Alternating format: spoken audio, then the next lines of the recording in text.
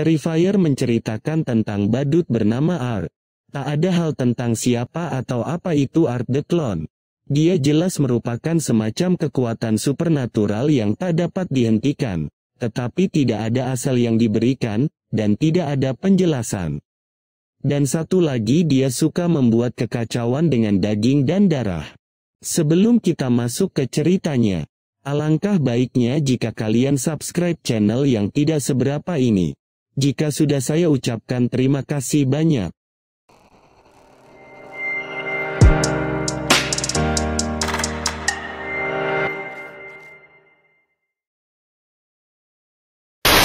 Adegan dimulai dengan wawancara seorang jurnalis TV dengan korban kekerasan yang menyebabkan mukanya cacat dan nyaris terlihat tulang rangkanya. Narasumber tersebut menceritakan beban psikologisnya selama ini kepada jurnalis cantik yang menanyainya tersebut dengan begitu detail dan penuh empati. Sayangnya, sesuatu yang mengerikan malah terjadi usai wawancara.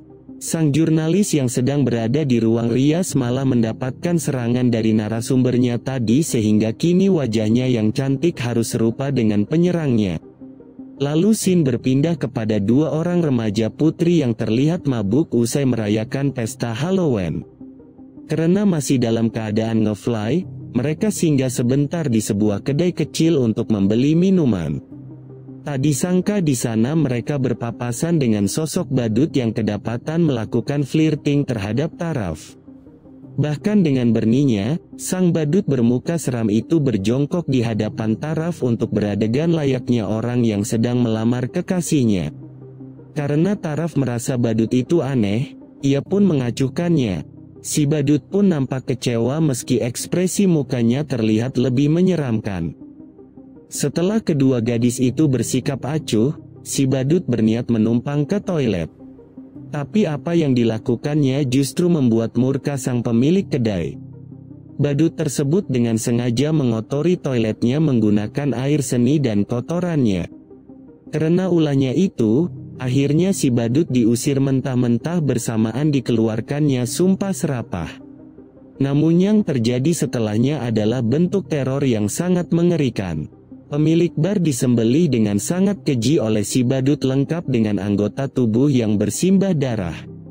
Tak puas dengan itu, ia pun meneror kedua remaja yang ia temui tadi karena mobil mereka kebetulan mogok. Kembali kepada dua wanita tadi, ketika mereka sedang menunggu jemputan tiba-tiba Taraf ingin pipis lalu ia izin sebentar dan meninggalkan Dew sendirian di mobil. Taraf pergi dengan seorang petugas kebersihan yang mengantarkannya ke toilet. Lalu Dew yang sedang menunggu di mobil tiba-tiba dihampiri seseorang yang tiba-tiba masuk ke mobilnya. Ia menyangka itu adalah temannya dan setelah ia berbalik, ternyata dengan jutsu Hokage keempat dia bisa masuk ke mobil dengan sangat cepat.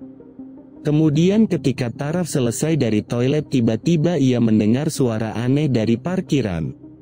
Ternyata itu adalah wanita tunawisma yang sedikit gila dengan menganggap boneka adalah bayinya. Dan ketika ia akan kembali ke mobil tiba-tiba ia dicegat oleh badut psikopat yang mengerikan itu. Dengan raut wajah yang mengerikan dan dengan noda darah di tangannya maka terjadilah adegan kejar-kejaran dengan badut itu dan sialnya ia tertangkap oleh badut tersebut. Kemudian ia dibawa dan diikat di kursi dan psikopat itu memperlihatkan senjata andalannya satu persatu. Dan bertanya senjata apa yang cocok untuk membunuhmu. Lalu psikopat itu sengaja membunuh teman wanita itu di depan matanya dengan cara diikat terbalik tanpa memakai busana.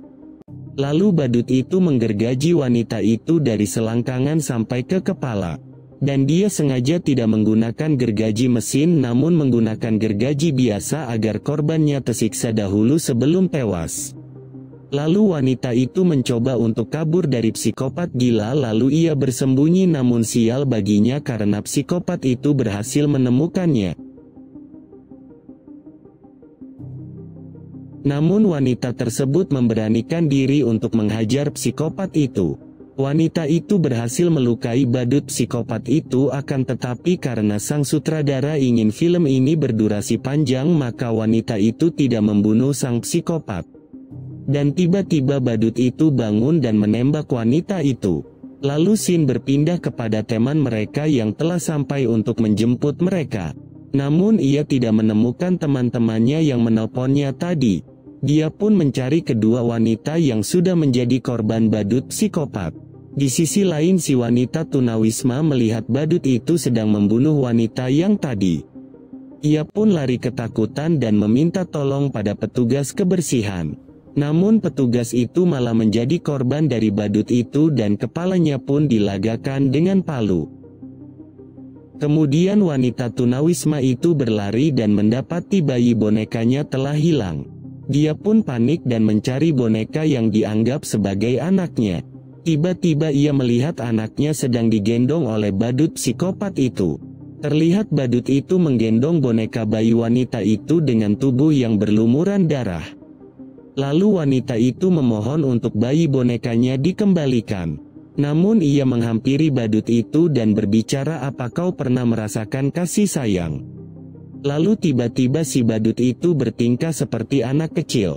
Di sisi lain teman wanita yang tadi masuk ke dalam gedung itu dan melihat temannya telah tewas dengan kondisi yang memprihatinkan. Ia pun kaget dan langsung berlari, namun langkahnya terhenti ketika menemukan ada wanita lain yang meminta tolong. Lalu ia pun menolongnya dan ternyata itu adalah si badut psikopat yang sedang memakai rambut palsu. Ternyata dia telah membunuh wanita tunawisma itu dengan cara menguliti kepalanya dan memakai rambutnya sebagai wig. Terjadilah kembali adegan kejar-kejaran dengan badut itu. Kemudian wanita itu menemukan temannya yang satunya lagi dengan kondisi tidak bernyawa. Ketika dia sedang menangisi temannya yang tewas, badut itu muncul dari belakang, namun petugas kebersihan yang tadi juga muncul di belakang badut itu. Ternyata petugas kebersihan itu masih hidup dan dia pun menolong gadis itu. Namun mereka tidak membunuh badut itu karena sekali lagi sang sutradara tidak ingin film ini cepat berakhir. Kemudian petugas kebersihan itu menelepon polisi untuk meminta bantuan. Setelah itu mereka kembali kabur, namun si badut kembali datang dan membunuh petugas kebersihan itu. Sekarang hanya tersisa satu orang wanita dan badut itu mengejar wanita tersebut. Wanita itu bersembunyi di dalam sebuah gudang, akan tetapi badut itu kembali datang dengan mengendarai mobil dan menerobos gudang itu hingga wanita itu tertabrak dan pingsan. Kemudian badut itu terlihat seperti sedang memakan daging dari wajah wanita itu. Hingga akhirnya polisi pun datang, kemudian bapak-bapak polisi itu menodongkan pistol agar badut itu menyerahkan diri. Namun tiba-tiba badut itu memasukkan pistol ke mulutnya dan menembakkannya hingga akhirnya ia pun tewas. Singkat cerita, mayatnya dibawa untuk diotopsi. Namun tiba-tiba lampu di ruangan itu kedap-kedip.